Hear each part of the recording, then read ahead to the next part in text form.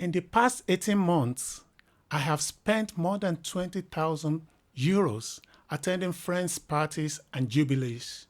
In those 18 months, I have flown to and partied in Dar es Salaam, Tanzania, twice to Lagos, Nigeria, twice to Village and Mönchengladbach in Germany, thrice to Groningen, Vught and Arnhem in the Netherlands, staying at hotels and resorts. If those friends had invited me to invest the same money in a joint business to build wealth and create jobs, would I have given away the same with the same enthusiasm?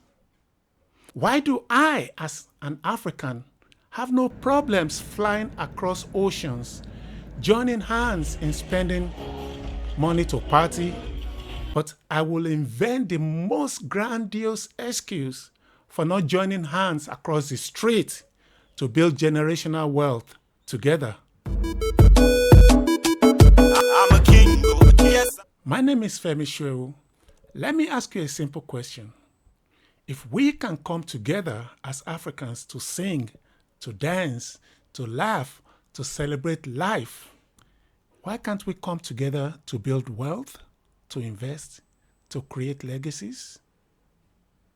We know how to share a plate of fufu and egusi, but isn't it also time to learn how to share a common vision and goal?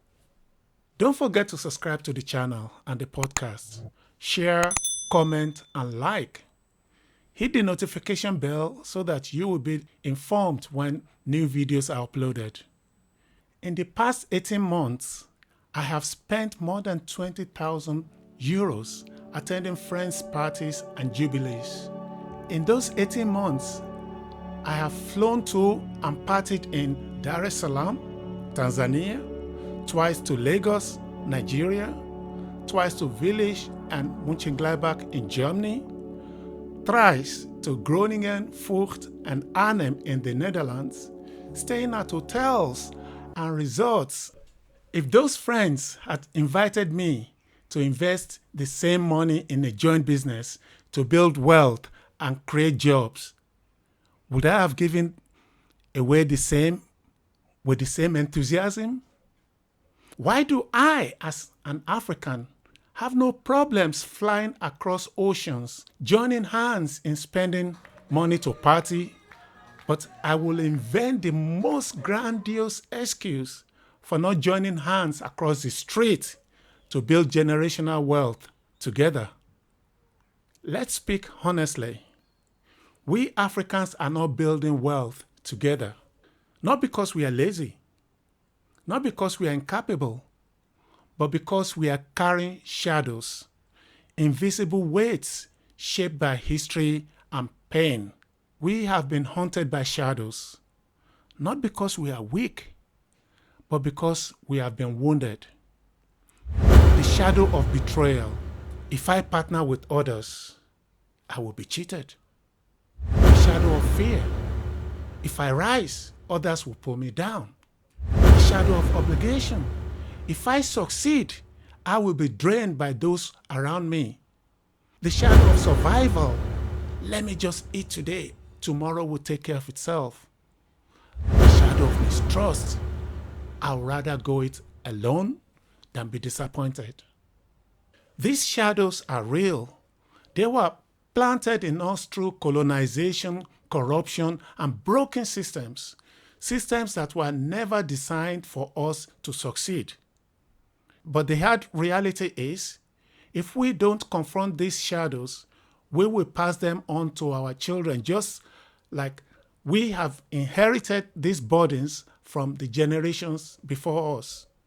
The time has come for us to step out of the darkness of fear into the light of hope and self-belief. Ubuntu should not just be a socio-communal philosophy. It must be our economic growth strategy. We Africans are not broken. We are simply interrupted. And it is time to press resume. Ubuntu, a beautiful word, a powerful spirit. I am because we are. If I build, we build. If I rise, we rise. We live this in our social lives. We feel it at weddings, at funerals, at the market, in the places of worship, and around the bonfire of traditional rituals. But somehow, we leave Ubuntu behind when it comes to economics. We need to realize Ubuntu is not just a social principle, it's an economic strategy. If we can pull money to bury the dead, we can pull money to fund a farm. If we can feed hundreds at a wedding, we can co-invest in real estate. If we can unite in joy, we can also unite in ownership. This is what we often say. We are waiting for the government. We need more support from our leaders. The system isn't fair. You are not wrong. But here's the truth, and let me be very clear about it. We cannot afford to wait for governments to rescue us. Many of them are too weak, too corrupt, and too distracted to lead this simple but vital economic journey. Even the best ones cannot build wealth for every citizen. That is our job. If we wait for governments to rescue us, we'll still be waiting 100 years from now, and we have already been waiting since Adam and Eve lived in the forest of Kakamega. Governments can create laws, but they can't build your businesses. Government can pass budgets, but they can't teach your children how to invest. Government can promote development, but they can't grow your money. Government can create policy, but they cannot make you wealthy. History has shown us where people take responsibility, nations rise. Where people wait, like we Africans have been doing, nations decay and we remain individually and collectively poor.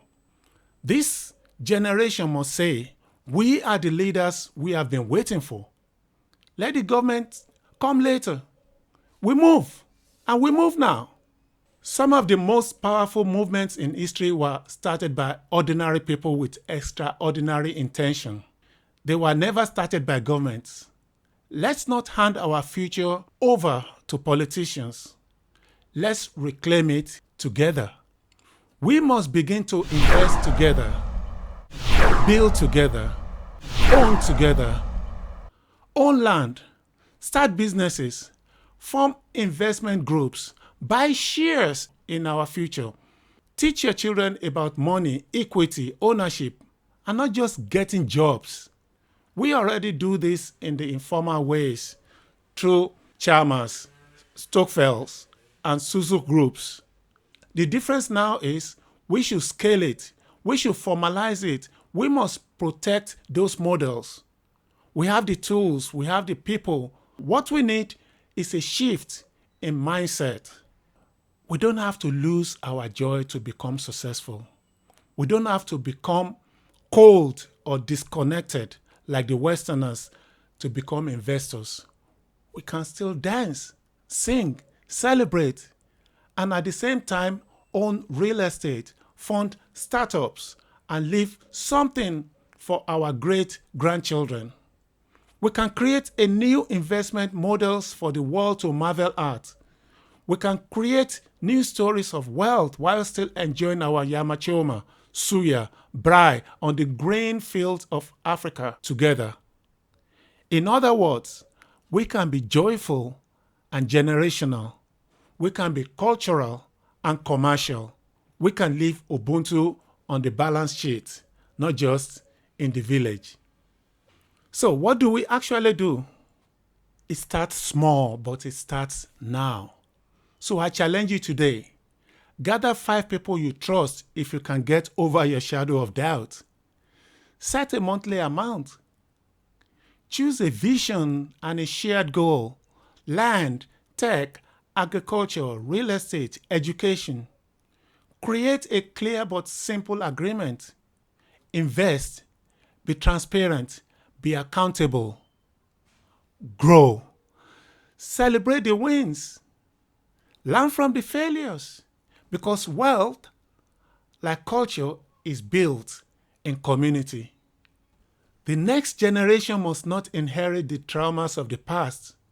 We must leave tools, assets, skills, confidence. The next revolution will not come from street protests. It will come from ownership, from cooperation, from us saying, we won't just survive. We will build together. We will invest together. We will own. We will multiply. Ubuntu is not just about sharing food. It's about sharing futures. And we must stop thinking wealth means becoming less African. It is the opposite. Let's stop waiting. Let's start building together. Don't forget to subscribe to the channel and the podcast. Share, comment, and like. Hit the notification bell so that you will be informed whenever new videos are uploaded. You might also wish to join the channel as a member. Joining the channel as a member gives you extra benefits like exclusive behind-the-scenes footage and early access to some of our future releases. I'm